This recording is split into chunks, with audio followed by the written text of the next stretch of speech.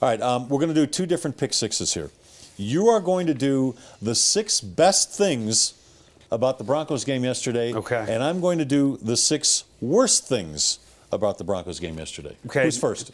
Do I do all of mine first? Yes, you do all 6 of yours right now. So Les sits next to me at yesterday's game and starts complaining That's about one of the best things, the isn't it? pregame meal that happens to be free. It was pureed beef.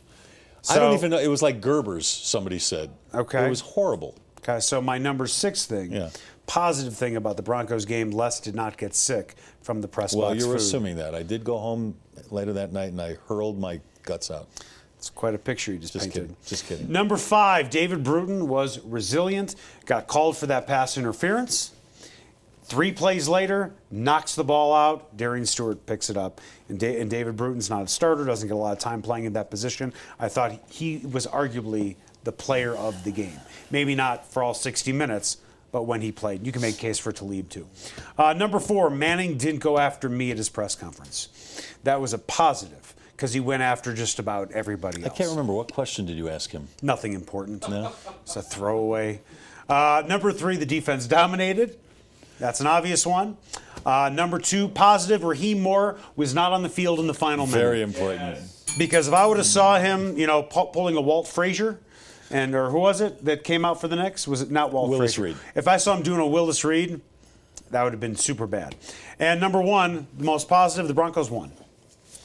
Simple enough. Broncos won. Can't argue with the W, no matter how you come about Yeah. it. All right, the 6 worst things about yesterday's game. Number 6, Peyton is getting hammered physically. Got hit 5 times yesterday, 4 sacks, and he's getting hammered in social media. So what? And in the media. Why is that a big deal? In all forms of media. Why is that a big deal? Because number 5, it makes Peyton cranky. Oh, good Lord. Eric, if Mama ain't happy, ain't nobody happy, and Peyton is still the mama bear of that locker room, all right? Okay. So you need a happy Peyton Manning. Number 4, the fans were booing the offense in the 3rd quarter. Really, Broncos fans? 1/2 of the first game of the year, and you're winning, and you won, and you're booing? Come on, have a little patience. We've lost patience as a society. You're wrong.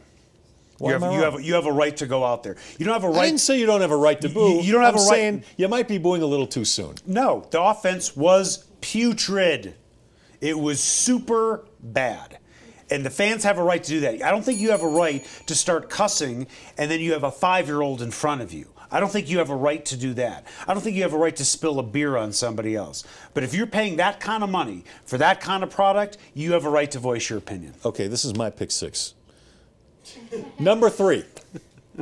One of the worst things about the game yesterday, they served hot dogs at halftime instead of the really good pizza that I like a lot. Is that the only reason you go to these That's the games only is reason to I eat? go. I had to eat. Isn't yeah. Paul a good cook? No, Paul isn't out of town. Number 2, bad things about the Broncos game yesterday, injuries to starting running back C.J. Anderson, a guy who started at safety and who's a great special teams player, David Bruton Jr., and a guy who they're expecting a good pass rush from, Malik Jackson.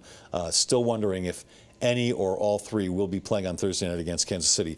And the number 1 worst thing about that game yesterday, it is now 20 drives in a row from the first team offense, preseason and regular season combined, in which that first team offense has not scored a touchdown. 20 drives.